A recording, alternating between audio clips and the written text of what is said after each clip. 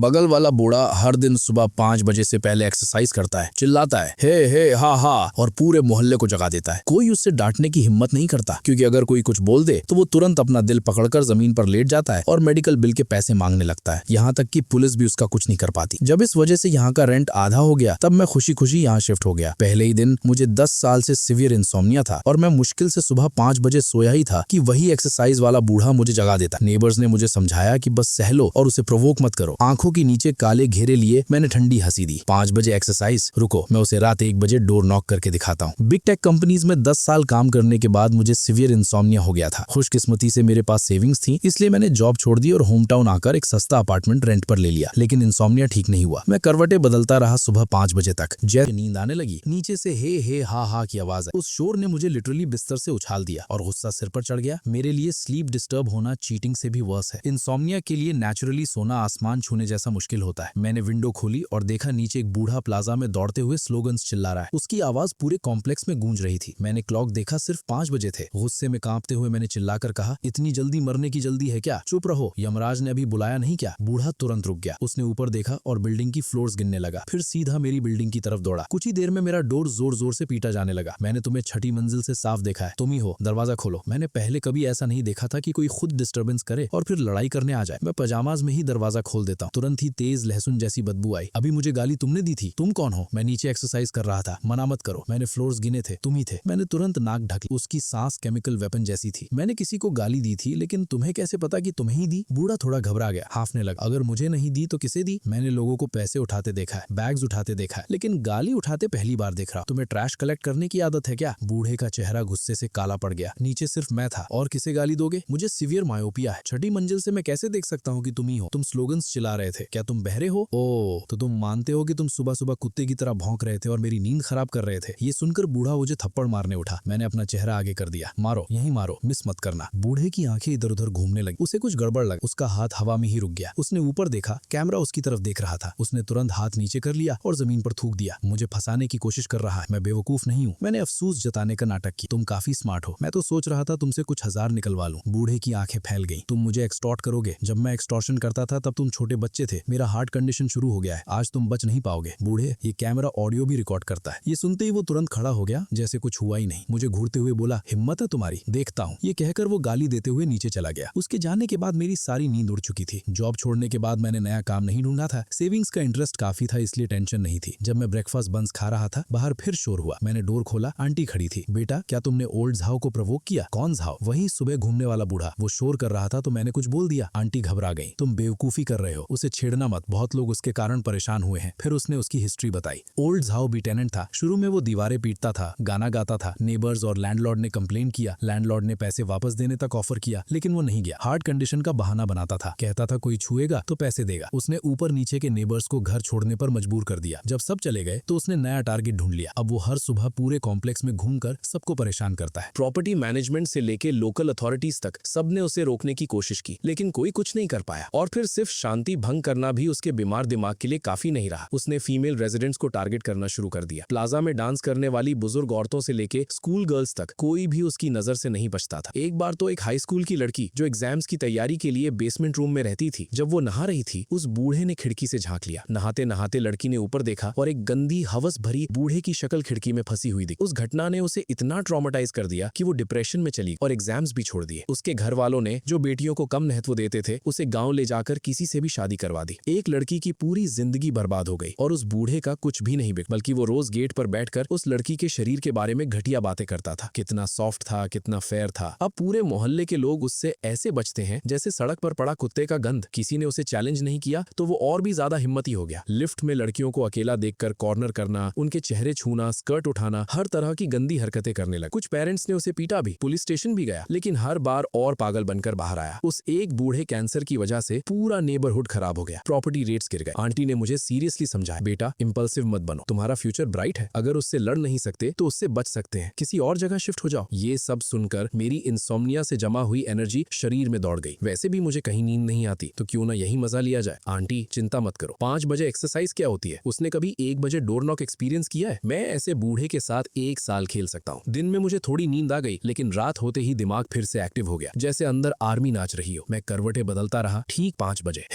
हाँ, फिर शुरू। इस बार मुझे गुस्सा नहीं, एनर्जी आई। मैं तुरंत ट्रैक सूट पहनकर नीचे गया और उसके पीछे पीछे चलने लगा। वो हे चिल्लाता, मैं ठीक 1 मीटर पीछे से हे दोहराता। वो डर कर उछल गया, पीछे देखा, मुझे देखा, नाक से आवाज निकाली और आगे चलने लगा। मैं चिपक गया। हे। वो अचानक रुका। तुम आखिर कर क्या रहे हो? मैंने उसकी तरफ भी नहीं देख, बस बोला, वो 1000 साल का कछुआ हरामी। वो कुछ सेकंड समझ नहीं पाया, फिर रियलाइज हुआ कि मैं उसे इनडायरेक्टली गाली दे रहा हूँ। उसने गुस्से में हाथ उठाया। मैं खुशी से चेहरा आगे कर दिया। मारो। वो डर गया, कैमरा याद आ गया, हाथ हवा में ही रुक गया। मैं एक्सरसाइज कर रहा हूँ, तुम्हें क्या? मैं बोला, तुम करो, लेकिन अच्छे कुत्ते रास्ता नहीं रोकते। तुम क्यों रोक रहे हो? उसका चेहरा लाल हो गया। वो तेज भागने लगा, लेकिन उसकी बूढ़ी टांगे मुझे कैसे पछाड़ती? हम 1 मीटर डिस्टेंस पर ही रहे। वो चिल्लाता, मैं पीछे से रिपीट करता। पूरा नेबरहुड गूंज गया। उसका सोलो शो अब डुएट बन गया था। आंटी ने बताया था वो रोज 5 राउंड्स लगाता है, 1 घंटे तक, जब तक सबको जगा न दे। लेकिन आज एक ही राउंड में दम निकल गया। वो गुस्से में ब्रेकफास्ट स्टॉल की तरफ भागा। मैं पीछे पीछे। क्या हुआ? आज सिर्फ 1 राउंड? बूढ़े हो गए क्या? दम नहीं रहा? उसने सोए मिल्क पिया, गुस्से में टेबल पर थूक दिया। मुझे कांपते हुए उंगली दिखाता रहा, बोल नहीं पाया। फिर आधा ब्रेड फेंक कर घर चला गया। रुको तुम। मैं कुछ नहीं बोला, बस उसके पीछे गया, उसका फ्लोर देख लिया, फिर वापस आ गया।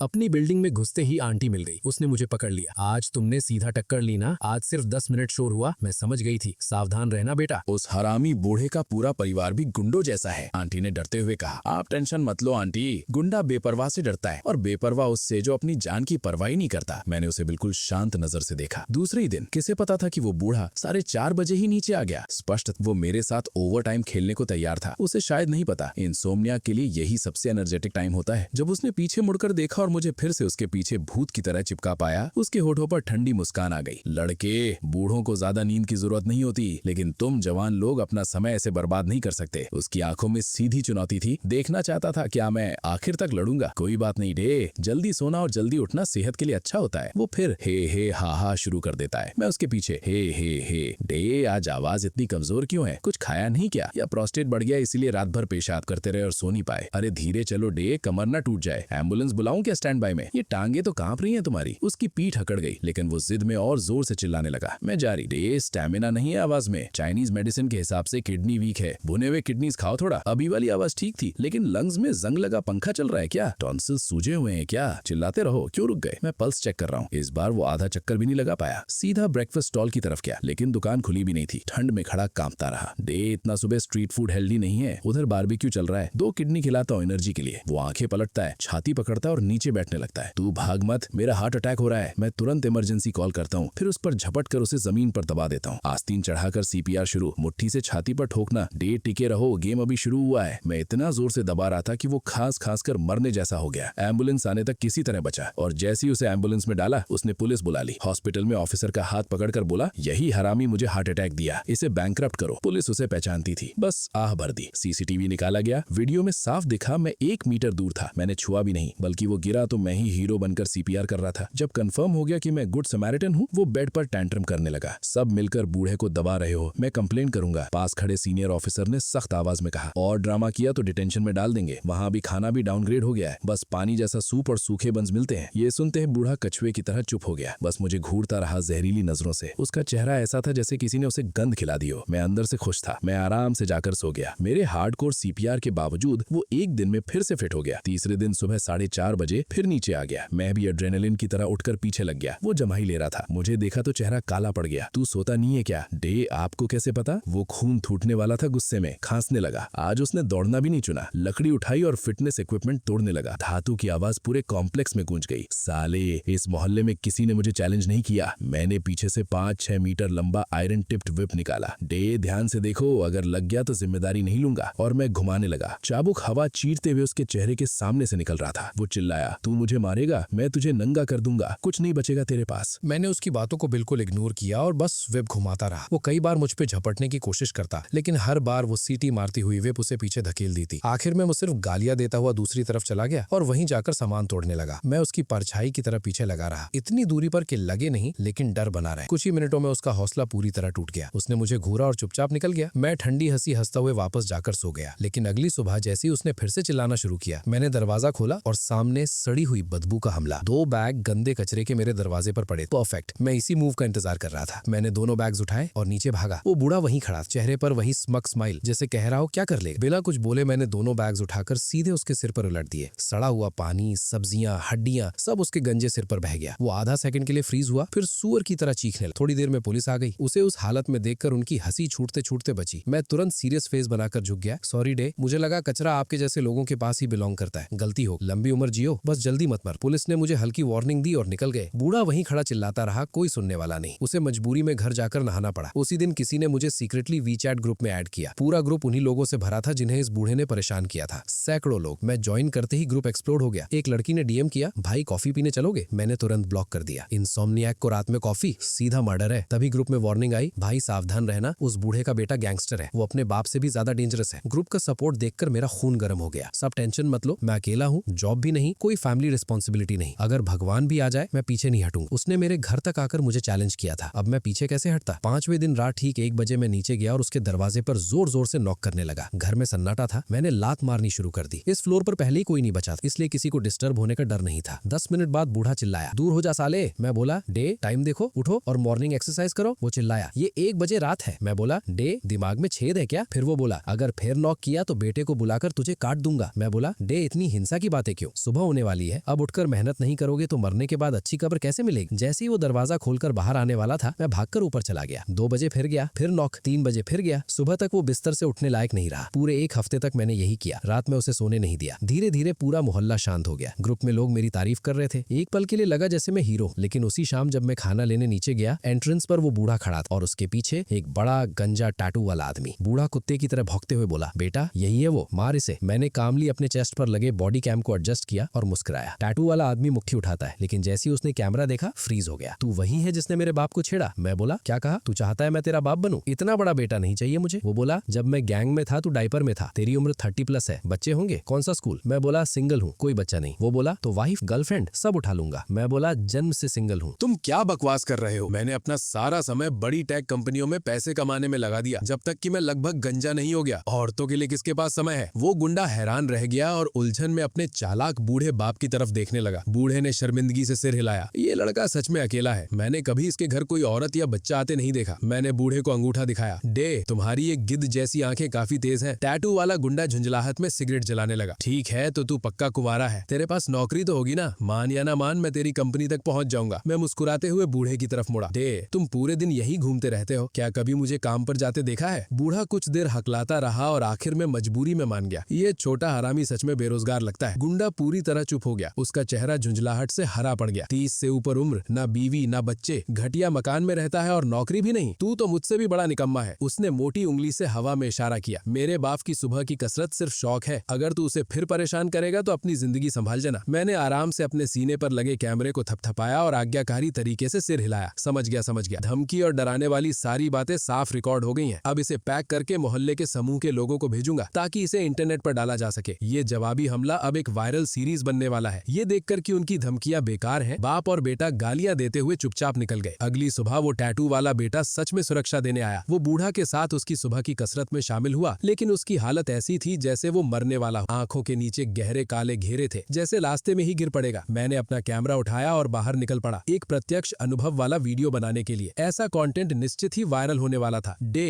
हे हा, शोर से परेशान और नींद की कमी से टूटा हुआ टैटू वाला आदमी अपना आपा खो बैठ। उसने मुझे एक लात मारी। मैं पहले से तैयार था। उसकी कमजोर लात के साथ ही मैं आसानी से ठंडी सड़क पर फिसल गया। तुरंत आसपास की अंधेरी इमारतों ने जैसे कोई संकेत पा लिया हो। बत्तियां एक साथ जल उठी। लोग खिड़कियों और बालकनियों से झुककर जोर जोर से चिल्लाने लगे। गुंडे सड़क पर लोगों को मार रहे हैं, एम्बुलेंस बुलाओ, इसने इसका दिमाग निकाल दिया, इसे बचाओ, पूरा मोहल्ला गवाह है। 3 मिनट के भीतर पुलिस की सायरन गूंज उठी। लंबे समय से परेशान सैकड़ों घर मालिक बाढ़ की तरह बाहर निकल आए और बाप बेटे को इस तरह घेर लिया कि एक मक्खी भी नहीं निकल सकती थी। मुख्य अधिकारी गंभीर चेहरे के साथ झुका। भाई कैसा लग रहा है? क्या तुम सांस ले पा रहे हो? क्या एम्बुलेंस बुलाऊं? मैंने सिर पकड़ लिया। दर्द से कराहते हुए आंखें धुंधली दिखाते हुए बोला, मेरा सिर बहुत चक्कर खा रहा है, मुझे उल्टी आने वाली है, एम्बुलेंस बुलाओ। अधिकारी बोला, पीड़ित में उल्टी के लक्षण है, संभवतः दिमागी चोट है। मुझे नाटक करते देखकर टैटू वाला आदमी पागल हो गया और मुझे फिर से लात मारने की कोशिश करने लगा। बकवास, मैंने इसके सिर को छुआ भी नहीं। लेकिन उसके बोल खत्म होने से पहले ही 2 मजबूत अधिकारियों ने उसे पकड़कर जमीन पर मुंह के बल दबा दिया। एकदम सही पकड़ में। सैकड़ों दर्शक तुरंत न्याय के गवाह बन गए, एक साथ गवाही देते हुए कि उस गुंडे ने मुझे लात मारकर मारने की कोशिश की। बूढ़े ने देखा कि मामला बिगड़ रहा है और उसने अपना पुराना तरीका अपनाया, छाती पकड़कर जमीन पर लेट गया। लेकिन सैकड़ों लोगों ने उसे ऐसे नजरअंदाज किया जैसे सड़क पर पड़ा कूड़ा हो। किसी ने उसकी तरफ नहीं देखा। थाने में पक्के सबूतों के सामने टैटू वाला आदमी रोते हुए 5000 की मेडिकल भरपाई देने पर मजबूर हो गया। मैंने तुरंत वो सारे पैसे महंगे पिस्पा और नाश्ते खरीदने में खर्च कर दिए। उन्हें सुरक्षा कक्ष पर रख दिया और समूह में सभी को लेने के लिए कह दिया। इस कदम ने मुझे एक दंत कथा बना दिया। पूरा मोहल्ला खुशी से भर गया। उस रात बूढ़ा इतना गुस्से में था कि उसे सच में दिल का दौरा पड़ गया। उसे एम्बुलेंस में ले जाया गया और वो आधा महीना अस्पताल में रहा। उसका टैटू वाला बेटा 1 हफ्ते से भी कम समय में उसकी देखभाल करते करते टूट गया। उसने कुछ 100 रुपए देकर सबसे लसते गैर कानूनी मजदूर को रख लिया और खुद रातों रात भाग गया। जिस रात उस हरामी बूढ़े को एम्बुलेंस में ले जाया गया, घर मालिकों ने पैसे इकट्ठा करके पटाखों से भरा एक ट्रक खरीदा। पूरी रात पटाखों की आवाज गूंजती रही। वो सच में एक जश्न था। आखिरकार उस समय मोहल्ले ने आधे महीने की शांति का आनंद लिया। मेरी बड़ी कंपनी से मिलने वाली रकम आखिरकार मेरे खाते में आ गई, 5 लाख से भी ज्यादा। मेरी पुरानी कंपनी सच में उदार थी। मैंने बैंक में फोन किया ताकि अच्छे मुनाफे वाले इन्वेस्टमेंट के बारे में पूछ सकूं। एक खास कस्टमर होने के नाते ब्रांच मैनेजर खुद मुझे लेने पर जोर देने लगा। मैं मना नहीं कर पाया, इसलिए मान गया। अगली सुबह बैंक की गाड़ी इंतजार कर रही थी। प्रबंधक और एक कर्मचारी साफ सुथरी वर्दी में मुस्कुराते हुए मिले। दिखावे के लिए मैंने अपना पुराना इंटरव्यू वाला सूट निकाल लिया। आंख के कोने से मैंने उस घटिया बूढ़े को पास खड़े हमें देखते हुए देखा। मैंने उसे नजरअंदाज किया और गाड़ी में बैठकर निकल गया। पीछे की खिड़की से देखा तो वो बूढ़ा एक जंग लगे इलेक्ट्रिक वाले तिपहिये पर पूरी रफ्तार से हमारा पीछा कर रहा था। ड्राइवर भी हैरान हो गया। उस बूढ़े को देखो, तिपहिया घुमाते हुए जैसे फिसल रहा है। खास सेवा के जरिए काम बहुत जल्दी हो गया। आधे घंटे से भी कम समय में सब खत्म हो गया। मैनेजर मुझे बाहर तक छोड़ने आया, लेकिन जैसे ही हम दरवाजे तक पहुंचे, एक सुअर जैसी चीख गूंजी। बैंक वाले गरीबों को दबा रहे हैं, इनमें कोई इंसानियत नहीं। इन्होंने एक 80 साल के बूढ़े को मारा और अपमानित किया। रात में दरवाजे पीटते हैं और छोटी लड़कियों को भी नहीं छोड़ते। ये तो हद हो गई है। वो बूढ़ा हरामी तो अपने ट्राइसिकल पर बैनर तक लगा कर लाया था। वो बैंक के गेट पर घुटनों के बल बैठकर रोने लगा। जैसे ही उसने मुझे देखा, पागल कुत्ते की तरह मुझ पर झपटा, मेरी बाजू पकड़ ली और भीड़ की तरफ चलाने लगा। पड़ोसियों, इसे देखो, ये आदमी बैंक में बड़ा अफसर है। ये मुझे गाली देता है, मारता है और सोने नहीं देता। इसने मेरी पोती को भी धमकाया। इसने मुझे हार्ट अटैक दे दिया और मुझे ER भेज दिया। देखो सब लोग, ये रहा मेरा बिल। उसने कागजों का एक ढेर उठा लिया। कौन अपनी मेहनत की कमाई ऐसे जानवर के बैंक में रखेगा? क्या हम जैसे आम लोगों के लिए कोई इंसाफ नहीं है? जल्दी ही भीड़ 3 परत तक जमा हो गई। बैंक मैनेजर घबरा गया और बूढ़े को खींचकर हटाने की कोशिश करने लगा। दाई, आपने गलत आदमी पकड़ लिया है। ये हमारा क्लाइंट है, कर्मचारी नहीं। बूढ़े ने मैनेजर को धक्का दे दिया। एक दूसरे को बचाना बंद करो। तुम कहते हो ये तुम्हारा कर्मचारी नहीं है, सिर्फ जिम्मेदारी से बचने के लिए। मैंने तुम्हें इसे अपनी कार में लेते हुए देखा है। तुम सब एक जैसी यूनिफॉर्म पहनते हो। ये जरूर कोई बड़ा लीडर है। भीड़ फुसफुसाने लगी और वीडियो बनाने लगी। ये तो हद हो गई। हाँ, समाज कितना अंधेरा हो गया है। क्या बैंक जो चाहे वो कर सकते हैं? ये तो सर्विस इंडस्ट्री है। ऐसे कैसे लोगों के साथ बर्ताव कर सकते हैं? लग रहा था बैंक की टक्कर मिल गई है। अगर ये इंटरनेट पर गया तो ब्रांच की खैर नहीं थी। मैनेजर जो काफी अनुभवी था, उसने अपने स्टाफ को पुलिस बुलाने का इशारा किया और बूढ़े को ऑफिस में ले जाने की कोशिश की। बूढ़े ने उसे झटक दिया। मुझ पर अपने चालाकी के खेल मत खेलो। मैं तुम्हारे बैकरूम डील में नहीं फंसने वाला। आज सबके सामने जवाब देना होगा। ऊपर से बूढ़ा गुस्से में कांप रहा था, लेकिन उसकी आंखों में चालाक जीत छुपी हुई थी। मैंने काफी देख लिया था। मैं धीरे धीरे आगे बढ़ा। उसे लगा मैं हार मान रहा हूँ और मुझे गाली देने की तैयारी करने लगा। लेकिन मैं भीड़ की तरफ मुड़ा। सब लोग वीडियो बना सकते हो, लेकिन अभी ऑनलाइन मत डालना, नहीं तो जेल भी जा सकते हो। जब पुलिस आए तो मेरे गवाह बनना। ये देखकर कि मैं डरा नहीं हूँ, उसने मेरी तरफ उंगली करके चिल्लाया, क्या सब अंधे हो? मैं तुम्हें 2 ऑप्शन देता हूँ, या तो इस्तीफा दो और मुझे पैसे दो, या मैं तुम्हें कोर्ट में घसीटूंगा जब तक तुम नौकरी से निकाल न दिए जाओ, और फिर भी पैसे देने पड़ेंगे। या अगर चाहो तो हमारे मोहल्ले से निकल जाओ और अब से एक इंसान की तरह रहो, तो मैं पुरानी बातें भूल जाऊंगा। उसकी आंखों का लुक देखकर मुझे समझ आ गया कि ये सब उसने मुझे मोहल्ले से भगाने के लिए सेटअप किया है। मुझे शक हुआ। इससे पहले कि मैं और सोच पाता, पुलिस आ गई। वही 2 ऑफिसर थे। दाई, आज कौन सा तमाशा कर रहे हो? बूढ़ा थूकते हुए बोला। अब देखो कैसे ऐसे बचाते हो। मैंने इसे रंगे हाथ पकड़ा है। ये यही काम करता है। लीडर भी इसे लेने आता है। अगर मुझे सही जवाब नहीं मिला तो मैं आज रात यही बैंक लॉबी में सोऊंगा। दोनों ऑफिसर एक दूसरे को देखने लगे, फिर मेरी तरफ बेबस नजरों से देखा। उन्होंने मेरी आईडी चेक की। 1 मिनट बाद बोले, दाई, हमने चेक किया, ये आदमी फिलहाल बेरोजगार है। बकवास, मैंने इसे बैंक की गाड़ी से उतरते देखा है। तुम लोग अभी भी इसे बचा रहे हो। हम मीडिया के पास जाएंगे और तुम्हारा करप्शन उजागर करेंगे। इसी बीच भीड़ को चीरते हुए एक बूढ़ी औरत आई। साइड हो जाओ, मुझे बैंक का काम करना है। बूढ़ा दरवाजे पर पहरेदार की तरह खड़ा हो गया। जब तक ये लड़का नौकरी से नहीं निकलेगा कोई अंदर नहीं जाएगा। उस औरत ने ज्यादा कुछ नहीं कहा। उसने बस उसे जोर से कई थप्पड़ मार दिए। किसने इस गंदगी को नाली से बाहर आने दिया? दफा हो जाओ। बूढ़े का चेहरा लाल हो गया। वो गाली देने ही वाला था, लेकिन उसकी तेज नजर देखकर डर गया। वो एक क्लासिक बुली था जो ताकतवर से डरता है। मैं 10 साल से यहाँ बैंकिंग कर रही हूँ और मैंने इसे एक दिन भी यहाँ काम करते नहीं देखा। ये सुनकर बाकी रेगुलर कस्टमर भी बोलने लगे, हाँ, हम सबको जानते हैं, यहाँ ऐसा कोई आदमी नहीं है। अपनी आंखें खोलो, इसका सूट भी अलग है। अच्छा कुत्ता रास्ता नहीं रोकता। हट जाओ ताकि हम अपना काम कर सकें। बूढ़ा सन रह गया। उसके होंठ कांपने लगे। नामुमकिन, मैंने अपनी आंखों से देखा है। उसने मैनेजर का हाथ पकड़ लिया जैसे आखिरी सहारा हो। मुझे फर्क नहीं पड़ता, तुम इसे जरूर जानते हो। भले ये तुम्हारा कर्मचारी ना हो, तुम्हें मुझे पैसे देने होंगे, वरना मैं रोज आकर तुम्हें बंद करवा दूं। मैनेजर परेशान हो गया। दाई, आप हद कर रहे हैं। दोनों ऑफिसर अब सब देख चुके थे। उन्होंने उसे पकड़ लिया। दाई, आपने आज बहुत बड़ा तमाशा किया है। पब्लिक ऑर्डर डिस्टर्ब किया है और बदनामी फैलाई है। चलिए थोड़ा चाय पीते हैं। मैं भी बयान देने के लिए उनके साथ गया, ये कहते हुए कि उसकी बदनामी से मुझे मानसिक तकलीफ हुई है और मैं बड़ा मुआवजा चाहता हूँ। वो फिर से अपना ड्रामा करने लगा, रोने लगा कि वो गरीब है। मैं हंस पड़ा। तो फिर डिटेंशन में आराम से रिटायरमेंट एंजॉय करो, इससे हमारे मोहल्ले में शांति आएगी। जब तुम जाओगे प्रॉपर्टी के दाम जरूर बढ़ेंगे और लोग 3 दिन तक पटाखे फोड़कर जश्न मनाएंगे। ये सुनकर वो घबरा गया और अपने बेटे को फोन किया। मैं समझ गया कि उसे फोन पर डांट पड़ रही है, लेकिन आखिर में उसके बेटे ने 20,000 RMB से ज्यादा मुआवजा दे दिया। जब वो स्टेशन से निकल रहा था उसने फिर से अपने बेटे को फोन किया। मैं पीछे पीछे गया और मेरे तेज कानों ने सब सुन लिया। बेटा, तुम्हारा ये प्लान सच में काम करेगा क्या? तुम्हारे बाप की हड्डियां टूट रही हैं, प्रॉपर्टी के दाम तो बढ़ ही नहीं रहे हैं। वो नया लड़का एकदम नाइटमेयर है, वो किसी भी चीज में फंसता ही नहीं। अगर हमने उसे बाहर नहीं निकाला तो सस्ते फ्लैट खरीदने का हमारा प्लान फेल हो जाएगा। बेटे की आवाज साफ सुनाई दे रही थी। चुप रहो, मैंने बैंक लोन सेट कर लिया है। जैसे ही हम कीमतों को आधा गिरा देंगे, हम 10 यूनिट खरीद लेंगे। जब तुम शिफ्ट हो जाओगे और 1 साल बीत जाएगा तो कीमतें आसमान छुएंगी और हम लाखों कमाएंगे। ये सुनकर बूढ़े में फिर से जान आ गई। ठीक है, आज अपनी बूढ़ी हड्डियों को दाव पर लगा देता हूँ। जैसे ही वो कॉम्प्लेक्स में घुसा उसने मेगाफोन निकाला और ज़ॉम्बी की तरह इधर उधर दौड़ने लगा। सुनो तुम सब डरपोको, 7301 वाला लड़का मुझसे पंगा ले रहा है और तुम सब देखते रह रहे हो। ठीक है, आज से मैं हर घंटे किसी भी दरवाजे पर जाकर ठोकूंगा जब तक तुम सब पागल न हो जाओ। अगर किसी को दोष देना है तो बिल्डिंग 7 के उस लड़के को देना। मैं काम नहीं करता, मेरे पास दुनिया भर का टाइम है। उसके पीछे चलते हुए मैं लगभग हंस पड़ा। ये बूढ़ा कुत्ता सच में आर्ट ऑफ वॉर वाला सोइंग डिस्कॉर्ड वाला दाव इस्तेमाल कर रहा था। जैसा सोचा था वैसे ही होम ओनर्स का ग्रुप चैट पागल हो गया। हम बर्बाद हो गए। वो पागल कुत्ता अब सबको काट रहा है। हमें बिल्कुल नींद नहीं मिलेगी। सबसे बुरी बात यह है कि ये मिस्ट्री बॉक्स है, किसी को नहीं पता अगला नंबर किसका होगा। भाई, शायद उससे माफी मांग लेनी चाहिए। वो तो सिर्फ सुबह 5 बजे शोर करता था, कम से कम तब हमें थोड़ी नींद मिल जाती। किसी रीढ़हीन इंसान ने सच में ये लिख दिया। ग्रुप एकदम शांत हो गया। मुझे लगा आधे लोग तो पीछे हटने को तैयार थे। माफी? क्या तुम्हारे दिमाग में पानी भर गया है? बिल्कुल नहीं, मैंने ग्रुप में बोल दिया। मैं कभी माफी नहीं मांगूंगा। ये शब्द मेरी डिक्शनरी में है ही नहीं। अगर तुम में से कोई मुझे पीछे से वार करने या धोखा देने की कोशिश करेगा तो आ जाओ, मैं अकेला ही तुम सबका सामना करूंगा। माहौल गर्म होते देख आंटी बीच में कूद पड़ी माहौल शांत कराने के लिए। स्याओझांग, शांत हो जाओ। सबको मजबूरी में कोने में धकेल दिया गया है, कोई रास्ता नहीं बचा। हमें बाहर वाले के खिलाफ एकजुट रहना होगा। ग्रुप के 2 मुंहे लोग तुरंत समझ गए और चैट में सहमति के मैसेज स्पैम करने लगे। मुझे समझ आ गया कि इन कायरों को अब एहसास हुआ है कि मैं उस पागल बूढ़े कुत्ते से भी ज्यादा खतरनाक पागल। पहले ये लोग मजे ले पा रहे थे क्योंकि मेरा मूड अच्छा था और मैं इनके लिए खड़ा हो रहा था। जब देखा कि ये हरामी पूरी तरह डर गए हैं और एक ही लाइन में खड़े हो गए हैं तो मैंने धीरे धीरे एक मैसेज टाइप किया। सब लोग आराम से रहो। अगर वो बूढ़ा कुत्ता आज रात किसी के दरवाजे पर आया तो बस ग्रुप में आवाज देना। मैं खुद आऊंगा और अपनी जान जोखिम में डालकर उसके साथ खेलूंगा। ये कहते ही स्क्रीन लाइक्स और पूजा से भर गई। बूढ़ा भी काफी निर्दयी निकला। उसने उसी रात एक्शन ले लिया। आधी रात को जब पूरा शहर सो रहा था, मेरा दिमाग अभी भी दौड़ रहा था। बिल्डिंग 9 का एक बेचारा ग्रुप में घबराकर SOS भेजने लगा। बचाओ बचाओ, कोई मेरे दरवाजे को पागलों की तरह पीट रहा है। पक्का वही बूढ़ा पागल है। उसने तो मरे हुए लोगों वाला कपड़ा भी पहना हुआ है। मैं डर के मारे मर जाऊंगा। मैंने उसका WeChat प्रोफाइल पिक देखा। क्या संयोग है, वही कमजोर आदमी था जिसने सुबह मुझे माफी मांगने को कहा था। मेरे शरीर का हर सेल खुशी मना रहा था, लेकिन मुझे कोई जल्दी नहीं थी। मैं बस चुपचाप ग्रुप चैट में बैठा उसका दुख देखता रहा। बिल्डिंग 9 वाला आदमी पूरी तरह टूट गया था। बार बार मदद मांग रहा था। बड़े भाई, मुझसे गलती हो गई, मैं अंधा था, प्लीज अपनी शक्ति दिखाओ और मेरी जान बचाओ। मैंने आराम से जवाब दिया, बस दरवाजा खोलो और अपना वादा पूरा करो, नहीं तो पुलिस बुलाओ। बड़े भाई, पुलिस बुलाने से ये बूढ़ा कमीना नहीं रुकेगा। मुझे सच में डर है कि ये मुझे कंगाल कर देगा। मैंने सिर्फ 3 शब्द लिखे, मुझे भी डर लगता है। बड़े भाई, सच में मुझसे गलती हो गई। ये सब मेरी बड़ी जुबान की वजह से हुआ। मैं 1000 टुकड़ों में कटने लायक हूँ, बस सुन लो। इसके तुरंत बाद उसने अपनी गाल पर थप्पड़ मारते हुए वीडियो भेज दिया। वो तेज आवाजें स्क्रीन के पार भी दर्द महसूस करा रही थी। वो खुद के साथ भी काफी निर्दयी निकला। जब देखा कि गलती मानने का उसका तरीका ठीक है तो मैंने जैकेट पहनी और सीधे बिल्डिंग 9 की तरफ निकल गया। वैसे भी लंबी रात थी और मुझे नींद नहीं आ रही थी, तो सोचा इस बूढ़े कमीने से मिल ही लेते हैं। ओए बूढ़े, आधी रात को ये अंडरवर्ल्ड वाला कॉस्प्ले कर रहे हो क्या? धुंधले कॉरिडोर में बूढ़ा एक डरावना काला कफन जैसा कपड़ा पहने एक छोटे स्टूल पर आराम से बैठा था। हाथ में थर्मस था और मजे से गर्म चाय पी रहा था। तुमसे मतलब नहीं, बीच में मत पड़ो। मैं बीच में पढ़ने नहीं आया, मैंने बिना किसी भावना के कहा। फिर हाथ घुमाकर मैंने अपना अल्टीमेट बायोकेमिकल हथियार निकाला, एक डिब्बा सूरस्ट्रोमिक। जैसे ही ढक्कन खुला, सड़े हुए फर्मेंटेड मछली की बदबू बूढ़े पर हमला कर गई। उसकी गर्दन झटके से हिली और वो तुरंत उल्टी जैसा करने लगा। मैंने वो बायोकेमिकल हथियार सीधा उसकी नाक के नीचे रख दिया। उसने अपना सिर अपने कफन में छुपा लिया और मेरे खिलाफ टिकने की कोशिश करने लगा। लेकिन 10 मिनट भी नहीं हुए थे कि उसका चेहरा बैंगनी हो गया और वो लगभग बेहोश होने वाला था। आखिरकार सहन नहीं कर पाया और घबराकर भाग गया, अपना स्टूल और थर्मस गिराते हुए। मैं उसके पीछे भूत की तरह चला। बूढ़ा आगे आगे भाग रहा था, जोर जोर से उल्टी जैसा कर रहा था। जैसे ही वो अपने घर में घुसा, मैं उसके दरवाजे पर आराम से बैठ गया, अलार्म लगाया और हर घंटे उसका दरवाजा पीटने लगा। बूढ़े, जब रात लंबी है और तुम्हें नींद नहीं आ रही तो बाहर आकर सी फूड दावत क्यों नहीं करते? भरोसा करो, इसकी बदबू भले ही खराब है लेकिन स्वाद बढ़िया है, चिकन जैसा कुरकुरा। अंदर से आती आवाजें सुनकर लग रहा था कि वो बूढ़ा अपनी रात का खाना उगल रहा है। अगली रात भी बूढ़ा हार नहीं माना और किसी दूसरे के दरवाजे पर चला गया। उसके लिए बदकिस्मती की बात ये थी नवाजी के अब मेरे स्काउट्स पूरे मोहल्ले में फैल चुके थे। एक बार फिर मैं कैंट सर स्ट्रोमिंग लेकर आया और उस बूढ़े के साथ बायोकेमिकल कैट एंड माउस का जबरदस्त खेल खेला। तीसरे दिन तक बूढ़ा पूरी तरह मेंटली टूट चुका था। वो अपने घर के अंदर दुबक कर बैठ गया, बाहर निकलने की हिम्मत तक नहीं कर पा रहा था। लेकिन ये मेरे लिए काफी नहीं था। मेहमान नवाजी की परंपरा निभाते हुए मैं पूरी रात उसका दरवाजा पीटता रहा, उसे मरी हुई मछली चखने का न्योता देता रहा, लेकिन वो बूढ़ा कमीना कोई इज्जत नहीं दिखा रहा था, बस मरे हुए जैसा चुप पड़ा रहा। तू छोटा जानवर रात को सोता नहीं है ना, ठीक है। अगली चाल में ये पागल बूढ़ा आधी रात को ही हार्डकोर मॉर्निंग एक्सरसाइज करने निकल पड़ा। इस बार उसने सबक सीख लिया था। उसने एक N95 मास्क कसकर पहन लिया। ठंडी हवा के साथ मिलकर उसने मेरे बायोकेमिकल हमले को कुछ हद तक झेल लिया, लेकिन क्योंकि मास्क बहुत टाइट था, ये बूढ़ा कबाड़ कुछ ही मिनटों में ऑक्सीजन की कमी से बेहोश हो गया। उसकी आंखें उलट गईं और वो जमीन पर गिर पड़ा। मुझे कोई जल्दी नहीं थी, मैं बस पास बैठकर उसकी हालत का मजा लेता रहा। तू छोटा कमीना दिन में सोकर हीरो बन रहा है ना, ज्यादा उछल मत, कल से मैं भी दिन में सोऊंगा। रात को देखते हैं कौन ज्यादा टिकता है, मेरी बूढ़ी हड्डियां या तू। ठीक है बूढ़े, देखते हैं पहले ज़ॉम्बी कौन बनता है। लेकिन असलियत ये थी कि उस बूढ़े को अंदाजा भी नहीं था कि मैं एक खतरनाक इंसोम्निएट हूँ जो दिन में भी सो नहीं सकता। जैसे ही दिन हुआ और वो आराम करने लेटा, मैं घड़ी की तरह टाइम पर पहुंच गया और हर आधे घंटे में उसका दरवाजा पीटने लगा। सच कहूँ तो कुछ दिनों बाद ये सब मुझे बोरिंग लगने लगा, खासकर जब वो बूढ़ा कुत्ता पूरी तरह सूख चुका था और मुझसे सीधे टकराने से डर रहा था। मुझे उसे चिढ़ाने में भी मजा नहीं आ रहा था, क्योंकि मैं अब सिर्फ एपेटाइजर खाकर थक चुका था। अब वक्त था सब कुछ दांव पर लगाकर इसे खत्म करने का। मैं सीधे ग्रुप चैट में गया और उस बूढ़े और उसके बेटे का पूरा घिनौना प्लान खोल कर रख दिया कि कैसे वो कीमतें गिराकर सारे फ्लैट खरीदना चाहते हैं। ये खबर फैलता ही पूरा ग्रुप ऐसे फटा जैसे बम गिर गया। ओह, तो इसलिए ये बूढ़ा हर दिन हमें परेशान कर रहा था। ये हमारी प्रॉपर्टी पर नजर गड़ाए बैठा है। इस हरामी को नरक मिले। इतना घटिया इंसान क्या यमराज से नहीं डरता? जब देखा कि सबका गुस्सा पूरी तरह भड़क चुका है, मैं सही समय पर आगे आया। अगर हम ये सही से कर लें तो हम इस बूढ़े को जड़ से उखाड़ सकते हैं और हमेशा के लिए ये झंझट खत्म कर सकते हैं। लेकिन साफ सुन लो, अगर किसी ने भी एक शब्द बाहर लीक किया तो हम सब खत्म हो जाएंगे। ग्रुप में तुरंत सबने एकजुटता की कसम खाने वाले मैसेज स्पैम करने शुरू कर दिए। आखिरकार पूरा मोहल्ला उस बूढ़े कुत्ते से परेशान हो चुका था। सबकी नफरत देखकर मैंने पूरा मल्टी स्टेप प्लान ग्रुप में डाल दिया। देखते ही देखते पूरे मोहल्ले में बदले का जाल चुपचाप फैल गया। अगले पूरे हफ्ते तक जब भी वो बूढ़ा आवाज करने की हिम्मत करता और मेरी नींद खराब करता, मैं उसे बेरहमी से दबा देता। इसी बीच सेकंड हैंड हाउसिंग वेबसाइट्स पर हड्डी तोड़ कीमतों पर लिस्टिंग्स आने लगी। इतनी कम कीमतें कि यकीन करना मुश्किल था। रियल एस्टेट एजेंट्स के फोन कॉल से फटने लगे। दूसरी तरफ उसी मेन ग्रुप में जहां बूढ़ा छुप कर बैठा था, कुछ ओनर्स ने एक्टिंग शुरू कर दी। तुम सब पागल हो गए हो क्या? मैंने अपनी पूरी जिंदगी की बचत लगाकर ये घर लिया था और तुम लोग इसे इतने सस्ते में बेच रहे हो। मेरे पिछले 5 साल बेकार हो गए। अगर दिमाग है तो अभी ये लिस्टिंग हटाओ, नहीं तो मैं आधी रात को तुम्हारे दरवाजों पर लाल पेंट डाल दूंगा। तुम होते कौन हो? यहाँ तो मुझे एक रात की नींद भी नहीं मिलती। मैंने पूरी स्लीपिंग पिल्स की डिब्बी खत्म कर दी। अगर अभी नहीं भागा तो क्या यहीं मरने का इंतजार करूं? बिल्कुल, एक खराब सेब ने पूरी टोकरी सड़ा दी। अगर इतने ही काबिल हो तो उस पागल बूढ़े को हटाओ ना। नहीं कर सकते तो चुप रहो। हर तरह की गालियां उड़ रही थी और एक्टिंग इतनी असली लग रही थी जैसे ऑस्कर जीतने वाली फिल्म हो। 2 ग्रुप्स ऐसे लड़ रहे थे जैसे सच में दुश्मन हो। जब पूरा स्टेज सेट हो गया, मैंने मेन ग्रुप में बम गिरा दिया, ये जानते हुए कि बूढ़ा स्क्रीन के पीछे छुपकर देख रहा है। भाइयों, अब ये इंसोम्निया मुझसे बर्दाश्त नहीं हो रहा। मेरा शरीर पूरी तरह टूट चुका है। अब मेरे पास उस बूढ़े जानवर से लड़ने की ताकत नहीं बची। अगले महीने मेरा रेंट खत्म होते ही मैं यहाँ से निकल जाऊंगा। अपना ख्याल रखना सब। ये मैसेज जाते ही ग्रुप में रोना धोना शुरू हो गया। मत जाओ हीरो, अगर तुम चले गए तो उस बूढ़े से कौन निपटेगा? हैंडसम, हम तुम्हारे लिए रेंट भी देंगे, बस हमें छोड़कर मत जाओ। मैंने ठंडे दिमाग से लीव ग्रुप बटन दबा दिया और एक कूल एग्जिट दे दिया। मुझे बिना सोचे ही पता था कि वो बूढ़ा कंबल के अंदर छुपकर हंस रहा होगा। उसकी खुशी का ठिकाना नहीं होगा। उसके तुरंत बाद और भी दर्जनों लिस्टिंग्स बेहद सस्ती कीमतों पर ऑनलाइन आ गई और पुरानी वाली कीमतें और नीचे गिर गईं जैसे खाई में गिर रही हैं। पूरे मोहल्ले की प्रॉपर्टी वैल्यू आधी रह गई। हालत दयनीय हो गई थी। सस्ते घर ढूंढने वाले लोग पागलों की तरह कॉल कर रहे थे, लेकिन जैसे ही उन्हें उस पागल बूढ़े के बारे में पता चलता, आधे लोग वहीं डरकर पीछे हट जाते। जैसा सोचा था वैसा ही हुआ। उस बूढ़े का बेटा, पूरा टैटू वाला गुंडा भी मैदान में उतर आया। वो घमंड से कह रहा था कि ऐसा कोई भी स्टबन सेलर नहीं है जिसे वो हैंडल न कर सके। शायद अपने गुनाह के डर और पहचाने जाने के डर से उसने रियल एस्टेट एजेंट के सामने नकली नाम तक इस्तेमाल किया। लेकिन वो एक चीज कभी सपने में भी नहीं सोच सकता था, जिस एजेंट से वो मिला वो मेरे ऊपर वाले पड़ोसी का बेटा था। जैसे ही सबको पता चला कि ये मोटा सुअर आखिरकार कांटे में फंस गया है, सारे वो ओनर्स जो नकली तौर पर अपने घर बेचने का नाटक कर रहे थे, बारी बारी से डील को आगे बढ़ाने लगे और कीमत को नीचे फिक्स कर दिया। लेकिन सबने एक शर्त रखी, इस खून उगलवा देने वाली कीमत के लिए पूरा कैश पेमेंट होना चाहिए और साइन करने से पहले फंड का प्रूफ दिखाना जरूरी है। वजह बिल्कुल परफेक्ट थी। उन्हें डर था कि वो पागल बूढ़ा बीच में कूदकर सब बर्बाद कर देगा, इसलिए सब कुछ जल्दी जल्दी करना था। उस नकली शरीफ बेटे को लगा कि प्लान पूरी तरह एयर टाइट है। आखिर उसे सबसे अच्छी तरह पता था कि उसके बाप ने कितना बवाल किया है। बाद में एजेंट ने बताया कि ये आदमी पागल हो गया था। हर बैंक लोन और हाई इंटरेस्ट लोन उठा रहा था जो उसे मिल सकता चाहता था। मैंने उसे एक ऐसे रिवेंज ट्रैप में फंसा दिया था जो हमारे लिए 100% जीत था। जब उसने किसी तरह पैसे इकट्ठे कर लिए और एजेंट को अपने अकाउंट का स्क्रीनशॉट दिखाया जिसमें 0 ही 0 थे, तभी अचानक सारे मकान मालिकों ने अपना रंग बदल लिया। जैसे सब पहले से तय करके बैठे थे, उन्होंने वहीं पर अपनी कीमत बढ़ा दी। वो बेटा गुस्से से लाल हो गया और पागलों की तरह एजेंट को कॉल करके जवाब मांगने लगा। एजेंट ने बस मासूम बनकर हाथ फैला दिए। लास्ट मोमेंट पर ओनर्स ने अपना मन बदल लिया। मैं कुछ नहीं कर सकता, अगर तुम्हें पसंद नहीं है तो इंतजार कर लो। अब जब उसने पैसे उधार ले लिए थे तो वो उन्हें वापस नहीं कर सकता था, बस देखता रहा कि हाई इंटरेस्ट बढ़ता ही जा रहा है। ओनर्स धीरे धीरे 10-20 हजार करके कीमत बढ़ाते रहे और उस पागल कुत्ते को पूरे 1 महीने तक ऐसे ही घुमाते रहे। जब तक उसे समझ आया कि उसके साथ खेल हो चुका है और वो पैसे लौटाने गया, तब तक 1 महीने का बढ़ा हुआ ब्याज एक ऐसा काला गड्ढा बन चुका था जिसे वो कभी नहीं भर सकता था। जो लोग मुफ्त का फायदा उठाने का सपना देखते हैं, उनका अंत हमेशा सबसे बेकार होता है। जब उसे समझ आया कि डिप पर खरीदने का उसका प्लान पूरी तरह फेल हो गया है, वो पूरी तरह पागल हो गया। उसने तो हद कर दी, अपने बाप की आखिरी बचत भी हड़प ली। वो कुछ नकली स्टॉक गुरुज के झांसे में आ गया और एक पल के पागलपन में पूरा पैसा शेयर मार्केट में लगा दिया, ये सोचकर कि सब वापस कमा लेगा और अपनी किस्मत बदल देगा। लेकिन नतीजा वही हुआ जो होना था, कुछ भी नहीं बचा। वो तुरंत लॉसेस के समंदर में डूब गया, अंडरवेयर तक हार गया। कर्ज वसूलने वाले उसके दरवाजे पर लाइन लगाने लगे। कोई रास्ता न देखकर इस अजीब बाप बेटे की जोड़ी ने हताशा में एक डेट कलेक्टर पर हमला कर दिया। उसी दिन पुलिस उन्हें हथकड़ी लगाकर ले गई। एक के बाद एक मामले सामने आए और बेटे पर भारी फ्रॉड और दस्तावेज जालसाजी के केस लगे। उसे फ्री में रहने खाने वाला लग्जरी जेल पैकेज मिल गया। जब बूढ़े ने कोर्ट में ये फैसला सुना, उसकी सांस अटक गई, उसकी आंखें पलट गई और वो वहीं गिर पड़ा। इस बार भगवान ने भी उसे नहीं बचाया। इमरजेंसी इलाज के बाद वो हमेशा के लिए लकवाग्रस्त हो गया। उसका मुंह टेढ़ा हो गया, आंखें भी टेढ़ी हो गई और वो जिंदगी भर के लिए बिस्तर पर पड़ गया। अब वो अपनी एक्सरसाइज का नाम भी नहीं ले सकता था। मकान मालिक ने पुलिस को खबर दी और उस बिना औलाद वाले लकवाग्रस्त बूढ़े को जबरदस्ती सबसे सस्ते नर्सिंग होम में भेज दिया गया, जहाँ वो सिर्फ बेसिक मदद पर जिंदा था। मैंने सुना कि वो बूढ़ा हर दिन वहीं अपनी ही गंदगी में पड़ा रहता था। केयरटेकर जब चाहे उसे मार देते थे। वो पूरी तरह लकवाग्रस्त था, हिल भी नहीं सकता था। उसके गले से सिर्फ घरघराहट की आवाज निकलती थी। वो मदद के लिए पुकार भी नहीं सकता था। ऐसी दम घोट देने वाली और दर्दनाक हालत में वो 30 दिन तक सड़ता रहा और आखिरकार नर्क चला गया। इस पूरी लड़ाई के बाद पूरे मोहल्ले में ऐसी एकता देखने को मिली जो पहले कभी नहीं थी और बिना खून बहाए इस ट्यूमर को जड़ से निकाल दिया गया। मेरा मकान मालिक इतना खुश था कि उसकी मुस्कुराहट रुक नहीं रही थी। उसने मेरा 1 साल का किराया माफ कर दिया। मैंने बड़े स्टाइल में हाथ हिलाकर कहा, भाई मैं इतना गरीब हूँ कि मेरे पास सिर्फ पैसे ही बचे हैं। हैरानी की बात यह थी कि इस नए जन्म लिए मोहल्ले में सबके चेहरे पर खुशी देखकर मेरी जिद्दी इंसोम्निया भी चमत्कार की तरह ठीक हो गई। अब मैं सिर तकिया पर रखते ही गहरी नींद में चला जाता था। आखिर में मुझे सच में उस मरे हुए बूढ़े का शुक्रिया अदा करना चाहिए। इस बार जहर से जहर काटने वाली इस लड़ाई ने मुझे सीवियर इंसोम्निया के गहरे अंधेरे से बाहर निकाल दिया।